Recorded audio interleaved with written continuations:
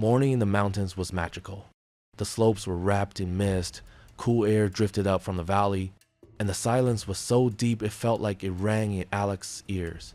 Alex, a wildlife photographer, was hiking along a narrow trail. His camera hung around his neck, extra batteries, and a bit of food packed in his bag. He had come here hoping to capture footage of rare mountain goats at sunrise.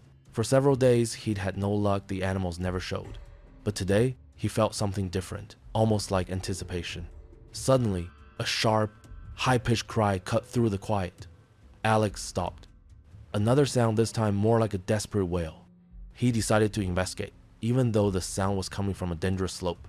10 minutes later, he stepped into a small clearing and froze. There, wedged between the roots of a fallen tree, was a lynx kitten. Its paw was trapped, its tiny body shaking as it yelled for help. Alex slowly crouched down, careful not to scare the animal. "It's okay, little one," he whispered. Using a thick branch as a lever, he managed to lift the root just enough. The kitten slipped free, leapt back a few steps, and stopped. For a second, their eyes met. Amber eyes glowed against the misty morning. Then, in an instant, the kitten vanished into the forest. Alex smiled. He even recorded a short video on his phone just for memory. 2 months passed. Alex returned to these mountains, this time alone. Friends had told him not to hike solo, but he wanted the quiet, the solitude, and new photos. The day was hot, the trail dusty, the sun baked the rocks. On a narrow ledge, Alex's foot slipped and he fell. He slid down the slope, then dropped into a deep, narrow crevice he hadn't even seen. The impact knocked the breath from his lungs. His camera flew out of reach.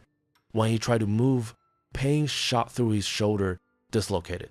Worse still, he was wedged between rocks. His phone had fallen and shattered. Time passed. The sun sank lower. He tried shouting, but the mountains answered with nothing but echo. Panic began to rise. Twilight was falling when he heard a soft sound above him. Rustling. Careful steps. Alex looked up. At the top of the crevice stood a lynx. Not a full-grown adult, the same young lynx he had rescued months ago. "You?" he breathed, hardly believing what he saw.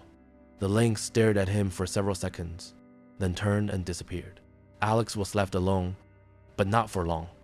Half an hour later, he heard voices and saw a beam of light. "Hey, someone down there?" a man shouted. A shepherd appeared at the top of the crevice.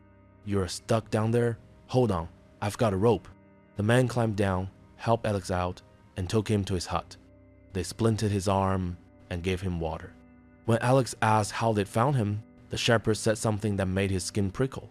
"Strangest thing, a lynx came right up to our pen, set her there staring at the house until I followed her. She acted like she wanted me to come, and she led me here." Alex could hardly believe it. It was the same lynx I rescued. Word of what happened spread quickly through the village and soon through social media. People were amazed. A wild lynx had saved a man's life. But the story wasn't over yet. A week later, Alex returned to the mountains to retrieve his camera. The weather was overcast, wind sweeping through the grass. Near the same spot, he noticed strange tracks much larger than a lynx kitten's thigh.